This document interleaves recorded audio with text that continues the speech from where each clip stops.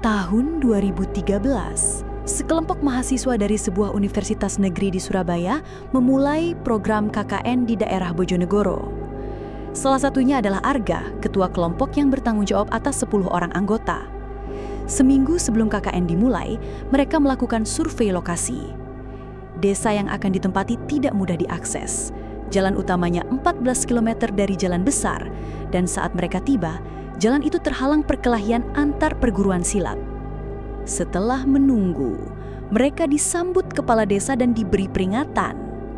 Kalau ada yang bisa bela diri, jangan tunjukkan. Di sini orang gampang menantang. Sebagai tempat tinggal, mereka ditawarkan rumah besar milik mantan kepala desa. Rumah itu dikelilingi tembok tinggi, memiliki halaman luas untuk menjemur gabah, beberapa kamar mandi, gudang yang dilarang dibuka, dan suasana yang terasa berbeda. Di malam pertama KKN, Arga mulai merasakan keanehan. Desa ini punya banyak cerita mistis, dan warga percaya puasa tidak membuat setan terkurung di sini.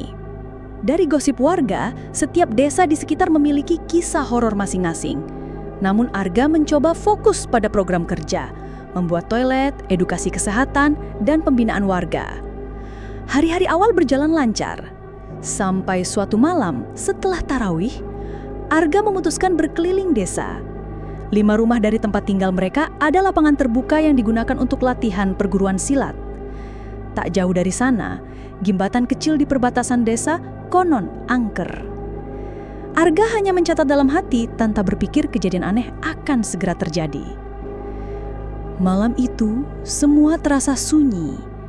Angin dingin bertiup pelan, aroma gabah kering dari halaman rumah tercium samar. Bulan menggantung pucat di langit, menyoroti siluet pohon-pohon tinggi yang berayun perlahan. Di kejauhan, terdengar suara langkah kaki di atas tanah kering. Padahal, Arga tahu semua anggota kelompok sudah ada di dalam rumah. Arga menoleh, namun hanya melihat jalan kosong yang diterangi lampu redup. Sesuatu di dadanya berdesir. Ia melangkah cepat kembali ke rumah, mencoba mengabaikan rasa diawasi yang terus mengikuti hingga ia menutup pintu. Yang Arga tidak tahu, itu hanyalah pembuka dari rangkaian peristiwa yang akan membuat KKN mereka berubah menjadi mimpi buruk panjang. Hari ketiga KKN, desa masih sunyi di waktu sore. Anggota kelompok Arga, seorang mahasiswi bernama Sinta, sedang bersiap mandi besar karena keesokan harinya ia ingin kembali berpuasa. Kamar mandi yang ia pilih terletak di bagian paling belakang rumah, jauh dari kamar tidur, bersebelahan dengan gudang gabah. Langit mulai berwarna jingga. Dari sela-sela papan ventilasi tua, cahaya senja merembes masuk. Di luar, suara jangkrik mulai terdengar. Sinta membuka keran, membiarkan air dingin mengalir membasahi tubuhnya. Semua terasa biasa, sampai terdengar bluk, suara gayung jatuh, disusul ketukan pelan di daun pintu. Tok, tok, tok. Sinta menahan napas. Ia yakin tak ada yang mengikuti ke belakang. Ketukan itu berhenti, berganti dengan bunyi lirih seperti hembusan napas di dekat telinga. Perlahan ia mendongak ke arah ventilasi. Di sana, hanya beberapa sentimeter dari matanya, tampak wajah pucat mengintip. Mata hitam legam tanpa bagian putih sedikit pun. Dari rahangnya, 2 taring mencuat ke atas, diselimuti bulu coklat tebal yang kusam dan kotor, seakan tubuhnya penuh lumpur kering. Sinta terpaku. Mulut makhluk itu terbuka perlahan, memperlihatkan gigi tak beraturan dan mengeluarkan desahan yang membuat udara di dalam kamar mandi mendadak membeku. Teriakan Sinta memecah kesunyian. Ia meraih anduk, membungkus tubuhnya seadanya, lalu berlari ke dalam rumah. Beberapa anggota kelompok berhamburan keluar kamar, bingung melihat wajah Sinta yang pucat dan tubuhnya yang menggigil hebat. Dingin sekali," katanya terbata-bata. Giginya gemeretak. Saat diperiksa, kulit tangannya memucat keabu-abuan, bahkan terasa beku saat disentuh. Ibu pemilik rumah buru-buru menyuruh Sinta masuk kamar, membungkusnya dengan selimut tebal sambil komat-kamit membaca doa. Malam itu, Arga memutuskan membuat aturan baru.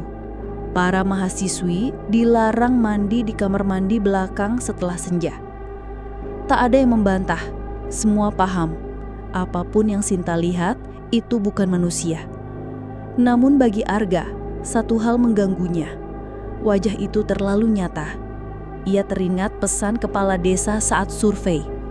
Jangan macam-macam di sini. Banyak yang tidak terlihat ikut memperhatikan. Dan kini, Arga yakin salah satu dari yang memperhatikan sudah menunjukkan dirinya. Hari keempat KKN. Subuh itu, kabut turun tebal menutup hampir seluruh desa. Arga bangun lebih awal untuk sholat di musola. Udara dingin menusuk tulang. Bau tanah basah tercium pekat. Saat ia melangkah pulang, dari kejauhan terdengar bunyi logam beradu.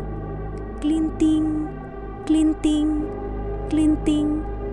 Ritme khas lonceng di leher kuda Andong. Arga berhenti. Dari arah jalan kecil yang menuju desa sebelah, sosok Andong perlahan muncul di balik kabut. Kusirnya mengenakan baju batik kuno, namun kepalanya tertunduk. Wajah tak terlihat. Kuda hitam itu melangkah pelan, tapaknya memecah genangan air. Namun, bunyi derapnya terdengar. Aneh, seakan berasal dari jauh dan dekat sekaligus. Saat Andong melewati Arga, ia mencoba menoleh untuk melihat wajah kusirnya. Namun, tubuhnya tiba-tiba merinding hebat. Kepala kusir itu tidak ada. Yang terlihat hanya leher gelak dan kosong. Seolah lehernya terpotong rapi. Arga terhuyung mundur. Andong terus berjalan. Perlahan lenyap di telan kabut. Tak ada jejak roda di tanah basah. Nafas Arga memburu. Hingga ia memutuskan untuk berlari kembali ke rumah. Malamnya, saat rapat antar ketua kelompok di desa tengah, Arga menceritakan apa yang ia lihat. Ternyata ia bukan satu-satunya. Dua ketua kelompok lain juga melihat Andong itu di desa masing-masing pagi tadi. Ketua dari desa B berkata dengan suara rendah, "Aku lihat Andong lewat di depan rumah. Tapi kusirnya bukan cuma tak punya kepala. Di belakangnya duduk sesuatu yang terbungkus kain putih. Pocong." Yang lain menambahkan. Ia mendekat untuk memastikan. Ketika jarak tinggal beberapa meter, pocong itu menoleh. Wajahnya hancur, hitam, dengan mulut sogek hingga telinga. Ia langsung lari berbirit-birit, meninggalkan sepeda motornya di pinggir jalan. Cerita itu membuat suasana rapat tegang. Beberapa mahasiswa memutuskan tak keluar rumah saat subuh untuk sementara waktu. Tapi di benak Arga, ada pertanyaan yang terus mengganggu. Mengapa penampakan yang sama muncul di 3 desa berbeda pada hari yang sama? Jawabannya belum ia ketahui. Tapi firasatnya berkata, ini hanyalah permulaan. Hari ke-6 KKN. Arga mendapat titipan belanja dari para mahasiswi. Kebutuhan harian, termasuk beras dan perlengkapan dapur. Bersama temannya, Fikri, ia berangkat naik motor menuju Indomaret terdekat. Jaraknya hampir 14 km dari desa. Perjalanan di pagi hari itu cukup sepi. Jalan tanah membentang di antara sawah yang mulai menguning. Di sisi kanan, mereka melewati sebuah peternakan ayam tua yang tampak terbengkalai. Tepat di depannya, ada sumur tua yang sudah ditutup sebagian dengan papan rapuh. Ketika motor melintas, Arga menoleh sekilas dan melihat sesuatu. Dari mulut sumur muncul sosok putih lusuh, rambut panjang menutupi wajah. Tubuhnya perlahan naik, seperti melayang. Fikri langsung menetuk bahu Arga. "Cepat, jangan lihat lagi." Mereka memacu motor mencoba melupakan apa yang dilihat. Setelah belanja, perjalanan pulang membawa mereka melewati sebuah area dengan 2 gazebo. Yang satu digunakan untuk berjualan kopi. Yang satunya lagi kosong. Kayunya mulai lapuk. Di gazebo kosong itulah seorang kakek duduk bersila. Tubuhnya dibalut sarung, tangan kirinya memegang kentongan bambu. Kulit wajahnya pucat, keriputnya dalam, matanya redup namun tajam. Ia tersenyum tipis saat Arga dan Fikri melintas. "Singgah dulu, Nak," ucapnya dengan suara berat. Mereka ragu, tapi akhirnya berhenti. Fikri yang kelelahan, bersandar, bahkan sempat memejamkan mata. Arga duduk menjaga jarak, merasa hawa di sekitar menjadi lebih dingin. Kakek itu memiringkan kepala, memandang Arga lekat-lekat. Lalu dengan nada datar, ia berkata, "Mukanya mirip aku ya." Seketika, bulu kuduk Arga berdiri. Ia melirik tangan kakek itu. Kulit di bagian lengan terkelupas, memperlihatkan tulang pucat di bawahnya. Saat kakek menggerakkan kentongan, sendi-sendi tangannya berbunyi kaku seperti kayu tua yang retak. Arga menepuk bahu Fikri keras-keras. "Bangun, kita pergi." Tapi saat Fikri membuka mata dan menoleh ke kanan, ia langsung terloncat berdiri. Mata kakek itu kini hitam pekat, tidak ada putihnya, dan mulutnya merekah lebar hingga ke pipi. Tanpa bicara lagi, mereka meloncat ke motor dan pergi. Dari belakang suara kentongan terdengar, tok, tok, tok, mengikuti mereka hingga gazebo menghilang dari pandangan. Arga tak pernah lagi melewati jalan itu sendirian. Suatu sore menjelang maghrib, 2 anggota kelompok Arga, Maya dan Tari, mengajak makan bakso di desa belakang. Katanya, baksonya enak dan ramai pembeli. Arga setuju, namun ia bersikeras sholat maghrib dulu di masjid besar di tengah desa. Perjalanan menuju sana melewati jalan setapak yang diapit pohon-pohon besar. Di sisi kiri, ada kolam pancing. Di sisi kanan, sawah terbentang hingga ke kaki langit. Langit sore memerah dan udara mulai lembab. Di tengah jalan, seorang nenek muncul dari arah berlawanan. Jalannya lambat, punggungnya bungkuk, mengenakan kebaya kusam berwarna krem.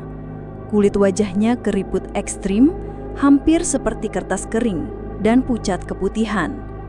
Yang membuat Arga tercekat adalah tangannya. Kulit di sepanjang jari terkelupas, memperlihatkan tulang-tulang tipis yang masih basah. Maya yang di depan spontan menyapa, "Monggo Bu," tapi ketika nenek itu mengangkat wajahnya, matanya keruh, tanpa cahaya kehidupan. Senyumnya lebar, terlalu lebar untuk wajah setua itu. Arga menunduk, berusaha tidak menatap, tapi hawa dingin seakan menyelimuti mereka. Begitu nenek itu berlalu, Maya memaju motor lebih cepat dari seharusnya. Arga memperingatkan, "Jangan ngebut, tenang saja." Namun ia tahu mereka semua merasakan hal yang sama. Tulang punggung serasa dialiri es. Sampai di masjid, mereka sholat untuk menenangkan diri, lalu menuju warung bakso yang dimaksud. Warung itu kecil, penerangannya temaram, tapi penuh pembeli. Arga dan Fikri memesan bakso dan mie ayam, sementara Maya dan Tari langsung makan tanpa membaca doa. Saat Arga hendak menyendok bakso, sesuatu mengganjal di kuah. Ia menyingkirkannya dengan sendok. Seekor belatung putih besar menggeliat di permukaan. Hatinya mual. Ia menatap Fikri yang wajahnya memucat. "Jangan lihat," bisik Fikri. Tapi insting Arga justru menoleh. Di kursi kosong di sampingnya, duduk sosok pocong, kain kafannya kusam, penuh noda tanah, wajahnya hancur, mulutnya terbuka meneteskan cairan hitam ke lantai. Bau busuk menyengat menguasai ruangan. Arga menahan diri agar tidak berteriak. Maya dan Tari tetap makan seolah tak sadar apapun. Sementara pocong itu hanya menatap dan terus menatap sampai Arga memutuskan membungkus makanannya dan pergi. Di luar, angin dingin bertiup dari arah jalan yang tadi mereka lewati. Entah mengapa, Arga merasa nenek itu belum benar-benar pergi. Malam itu, Arga menerima pesan mendesak dari Bima, ketua kelompok di Desa B. Pesannya singkat, "Mas, cepat kesini, ada yang aneh, buru." Arga bersama 3 mahasiswa dari Desa Tengah segera berangkat. Jalanan menuju Desa B gelap total, hanya diterangi lampu motor. Kanan kiri hamparan sawah tak berlampu. Angin malam bertiup kencang, membawa bau lembab yang menusuk hidung. Sesampainya di depan kantor kepala Desa B, suasana kacau. 7 orang tergeletak di tanah. Tubuh mereka kejang-kejang. Suara teriakan bercampur tawa histeris membuat udara semakin mencekam. Beberapa perempuan berguling di tanah sambil meraup pasir dan memasukkannya ke mulut. 2 pria memukul-mukul dada sendiri. Matanya melotot tak berkedip. "Kesurupan," kata Bima dengan wajah tegang. Awalnya cuma 3 orang, sekarang nambah. Warga berusaha menenangkan, tapi setiap disentuh, tubuh mereka bereaksi seperti tersengat listrik. Arga ikut membantu memegang salah satu korban. Tubuhnya berat, dingin, dan berbau anyir. Saat korban itu menoleh, matanya hitam pekat, pupilnya membesar seperti lubang tak berdasar. Seorang ustadz setempat akhirnya datang bersama beberapa warga lain. Mereka memutuskan memindahkan korban ke sebuah rumah kosong untuk dinetralkan. Namun, saat satu korban pria diangkat, ia tiba-tiba tertawa keras. Suara beratnya bukan milik manusia. "Banyak dari kalian akan ikut," katanya sebelum pingsan. Di rumah kosong itu, satu persatu korban mulai sadar. Namun yang terakhir, seorang pria berbadan besar mengamuk lebih hebat. 5 orang tak cukup untuk menahannya. Saat Ustadz mulai membacakan ayat-ayat, pria itu jatuh ke tanah. Tubuhnya kaku, lalu lemas. Penyebabnya terungkap setelah salah satu korban perempuan menangis dan mengaku. Beberapa hari sebelumnya, ia membuang pembalut bekas sembarangan di dekat makam keramat desa. Sejak itu, ia merasa sering diawasi dan mimpi buruknya selalu berakhir di makam tersebut.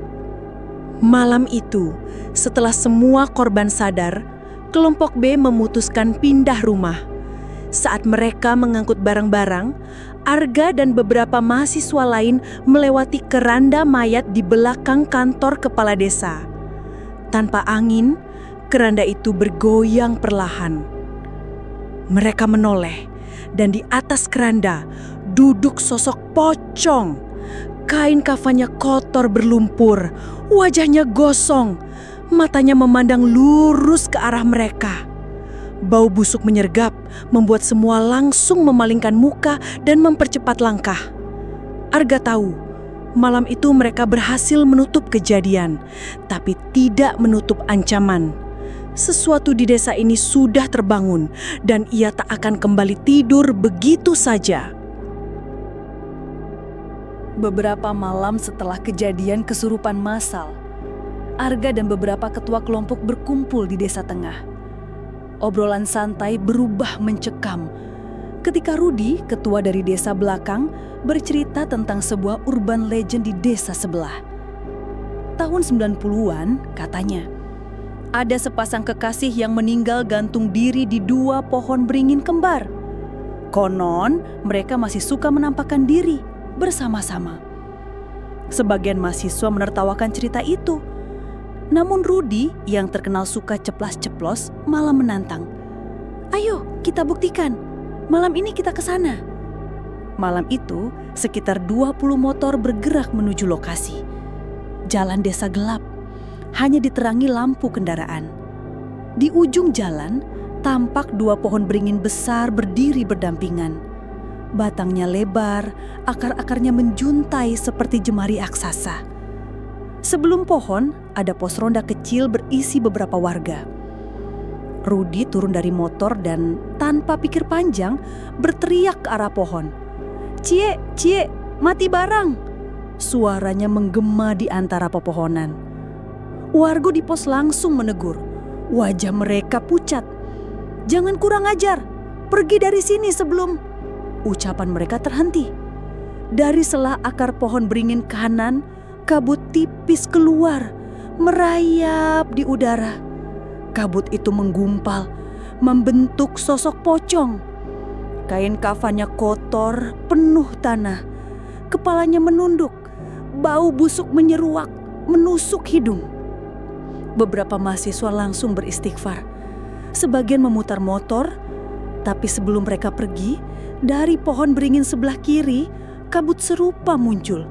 Kali ini membentuk pocong lain dengan kain kafan yang lebih kusam dan wajah yang sedikit terlihat. Pucat, mata tertutup rapat, bibir membiru. 2 pocong itu berdiri diam, tapi udara di sekitar menjadi berat, seperti menekan dada. 3 motor paling belakang tertinggal. Pengendaranya kebingungan, tidak melihat pocong, tapi mencium bau busuk yang sama. "Jalan, jalan, sekarang!" teriak Arga. Mereka melaju cepat meninggalkan lokasi. Namun jarak 20-30 meter dari pohon, beberapa orang mengaku mendengar suara berbisik tepat di telinga. "Jangan kembali." Mereka tak berhenti sampai tiba di desa dokter di ujung rute. Di sana mereka mencoba menenangkan diri. Namun beberapa menit, kepala desa setempat datang bersama warga. Wajahnya tegang. "Kalian tahu apa yang kalian lakukan?" Suaranya bergetar. "Seluruh desa ini akan mendoakan kalian atau mengusir kalian. Itu tempat keramat. Kalian sudah memanggil mereka keluar." Malam itu, mereka dipaksa kembali ke pohon beringin. Membaca doa bersama warga, berharap bisa menenangkan arwah sepasang kekasih itu. Tapi di hati Arga, ia tahu doa itu mungkin hanya menenangkan untuk sementara. Sehari setelah insiden di pohon beringin, suasana kelompok masih tegang. Semua mencoba beraktivitas seperti biasa, tapi tatatan mereka sering saling bertemu seolah mengingat kejadian semalam. Rudi yang menjadi sumber masalah awalnya bersikap biasa saja. Namun pada malam kedua, ia absen dari rapat koordinasi. Kabar datang dari ketua kelompoknya. Rudi sakit, kakinya bengkak dan sulit digerakkan. Arga dan beberapa mahasiswa lain memutuskan menjenguk. Begitu masuk ke rumah kontrakan Rudi, mereka terkejut. Rudi duduk di sudut kamar, wajahnya pucat, keringat dingin membasahi pelipis. Kaki kanannya dibalut kain, terlihat kemerahan dan bengkak dari lutut hingga telapak. "Sakitnya berat banget," desisnya. "Kayak ada yang pegangin." Malam itu, seorang ustadz desa dipanggil. Begitu melihat kondisi Rudi, ustadz hanya menggeleng. "Kamu tahu kesalahanmu, Nak?" tanyanya pelan. Rudi menunduk. "Iya Pak, saya salah. Saya nggak sopan sama yang di pohon itu." Ustadz mendekat, menepuk bahunya keras hingga tubuh Rudi terhentak. "Kalau di tempat seperti ini, jangan ucapkan sembarangan. Kamu sudah diperingatkan, dan ini hukumanmu." Yang mengejutkan, Ustadz tidak langsung mengobati. "Biar dia rasakan seminggu," katanya pada Arga, "agar ingat sampai mati." Selama seminggu, Rudi berjalan terpincang-pincang. Kadang-kadang ia mengadu tanpa sebab, matanya memandang kosong ke lantai. Malam hari, ia mengaku sering terbangun karena merasa ada tangan dingin mencengkeram pergelangan kakinya. Bau tanah basah menyelimuti kamarnya, meski jendela tertutup rapat. Pada hari ketujuh, tiba-tiba bengkaknya surut. Rudy bisa berjalan normal lagi, tapi sikapnya berubah total. Setiap kali melintas di dekat pohon atau makam, ia selalu mengucap salam pelan dan menunduk. Namun yang paling membuat Arga merinding adalah pengakuan Rudy di malam terakhir KKN. Saat semua berkumpul di teras rumah, ia berkata lirih, "Waktu itu, waktu mereka keluar dari pohon, ada yang ikut pulang sama aku. Dia duduk di belakang motor. Aku bisa lihat di kaca spion. Dan dia tersenyum." Hening menyelimuti kelompok. Arga tahu, jika cerita itu benar, berarti arwah di pohon beringin belum melepaskan mereka sepenuhnya. Dan mungkin hanya menunggu waktu untuk kembali. Beberapa hari setelah kejadian dengan Rudy, rapat rutin antar kelompok kembali digelar di Desa Tengah. Saat giliran kelompok dari desa sebelah bercerita, ketuanya, Aditya, mendadak mengeluarkan kalimat yang membuat semua terdiam. "Di desa kami ada tuyul," katanya pelan. Awalnya semua mengira itu lelucon, tapi Aditya melanjutkan, kali ini dengan nada serius. Beberapa hari lalu, mereka mengumpulkan dana bersama Wardah untuk membangun fasilitas umum. Totalnya 14 juta rupiah, diletakkan di meja ruang tengah rumah kontrakan mereka. 4 orang menyaksikan langsung, termasuk 2 mahasiswi, Aditya, dan seorang warga desa yang sedang bertamu. Tiba-tiba, salah satu mahasiswi berkata, "Ih, itu ada anak kecil lari-lari." Semua menoleh, tapi tak ada siapapun. Beberapa menit kemudian, segepok uang 1 juta rupiah hilang begitu saja. Mereka sempat saling curiga, tapi kemudian memutuskan mencoba menjebak. Malamnya, mereka menaruh sisa uang di meja. Kali ini direkam dengan kamera ponsel. Gambar memang buram, tapi jelas terlihat. Uang di meja perlahan bergerak sendiri, seperti ditarik oleh sesuatu yang tak terlihat. Lalu, kling, hilang. Tak ada tangan, tak ada bayangan. Arga yang mendengar cerita itu merinding. Apalagi Aditya menambahkan bahwa warga yang menjadi saksi mata pernah menuding seorang perempuan tua di desa itu memelihara tuyul. Perempuan itu memang sudah diusir bertahun-tahun lalu, tapi desas-desus mengatakan peliharaannya masih berkeliaran. Yang lebih mengganggu, hilangnya uang bukan hanya terjadi di rumah kontrakan Aditya. Beberapa warga juga melapor kehilangan uang yang disimpan sembarangan, bahkan uang di dalam lemari terkunci. Yang aneh, kata Aditya, setiap kali uang hilang, kami mencium bau amis bercampur wangi melati. Dan kadang-kadang terdengar suara tawa anak kecil di belakang rumah. Malam itu, beberapa mahasiswa yang mendengar cerita memilih pulang lebih awal, takut kalau tuyul itu ikut mereka. Namun di perjalanan pulang, Arga tak bisa menghilangkan rasa tidak nyaman. Ia teringat cerita kakeknya bahwa tuyul kadang tertarik pada orang-orang baru di desa, terutama yang membawa uang tunai. Dan malam itu, di rumahnya sendiri, saat semua terlelap, ia yakin ia mendengar langkah kecil berlari di lantai kayu, lalu suara koin jatuh berkerincing di ruang tamu. Malam itu, Arga duduk sendirian di teras, mencoba merapikan catatan program kerja. Udara terasa berat, bulan tertutup awan gelap. Dari arah gudang gabah di belakang rumah, terdengar suara langkah pelan. Gesek, gesek, seakan seseorang menyeret kakinya di lantai tanah. Arga mengira itu salah satu anggota kelompok. Namun, ketika ia memanggil, tak ada jawaban. Rasa penasaran mendorongnya berjalan menuju sumber suara. Lampu di belakang redup, hanya menyoroti pintu kamar mandi luar dan pintu besar gudang gabah yang tertutup rapat. Tiba-tiba, pintu kamar mandi berderik terbuka.